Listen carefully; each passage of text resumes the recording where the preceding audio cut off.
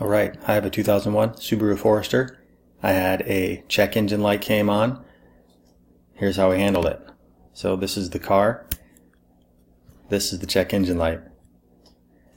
I ordered one of these gizmos off of Amazon. It's an OBD2 sensor.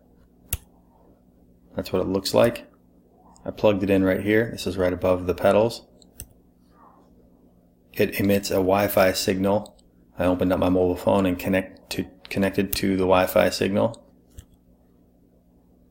Then I opened up this app, and this is Android. It's called Car Scanner. It was a free download. I connected to my Wi-Fi app, obviously, and I clicked connect.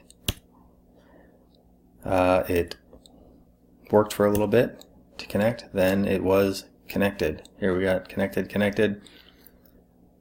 Then I clicked on all sensors.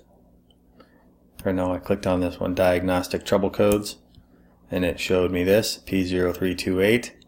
I clicked on that, and it said OBD2 knock sensor 1, circuit high input, bank 1, or single sensor. I confirmed with the mechanic who bought my car that that's what it was, although I didn't need to. I just could have read that. So got myself a new knock sensor. Amazon that as well. This is my trusty new tool set. Came in handy for the job. So the knock sensor is right around this area here. Here's like the throttle cables here, and then that's a bit of the knock sensor there. Here it is here. Here it is. I guess this is a picture of it unplugged already, but yeah, this white area here plugs together. So you just push down on a little clamp there and you can separate it. I used this one here. It's a 12mm, and I needed that little spinny thing there and a little extender. Shoved it in there, and you can see down here, right there is the 12mm. So yeah, I had to unplug these two things separate here, and then I used the deal on there to pull that off. It just connects directly onto the engine block, I guess.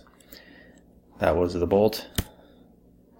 That's the old knock sensor.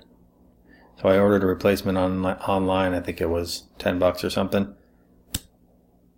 Here's the new one. So I just put it right back in where it was. Plugged that in. Made sure the wire wasn't touching the hot engine block over here. It was a little bit of a trick to get it to sort of reach down in there. It's a little bit of an extend, but I was able to. It would probably be handy if you had a magnetized head or a magnetized socket to get it back in there, but as it was, I just aligned it and got it in there with my fingers and was lucky enough not to lose the bolt down below. So yeah, the next thing, if you got back in the car right now, the check engine light would still be on. So what you have to do to reset the check engine light is disconnect your battery posts. I looked online, and one video said to disconnect the negative, the other one said the positive, so I just disconnected them both, waited about 10 minutes.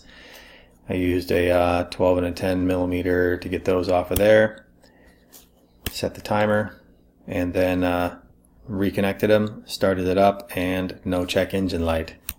This was the knock sensor I got. It was $18.99 US dollars. Again, it connects with Wi-Fi, not Bluetooth. This is the knock sensor I got. It was $11.39. Thanks for watching. Hopefully this video helps someone else out. Bye.